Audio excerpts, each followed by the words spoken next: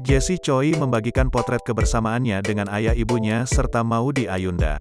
Nama Jessie Choi kerap jadi pusat perhatian publik setelah menikah dengan Maudy Ayunda pada tanggal 22 Mei tahun 2022 lalu.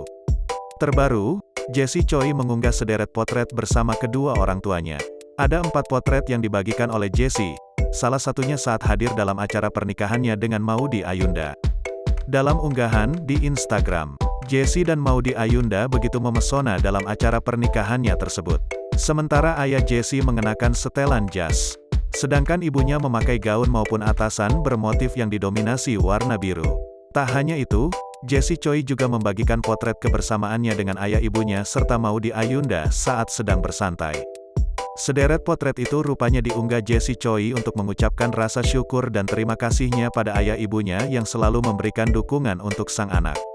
Tak lupa, Jessie Choi mengucapkan terima kasih kepada orang tua dan keluarga Maudy Ayunda yang membuat orang tua Jessie betah selama berada di Indonesia.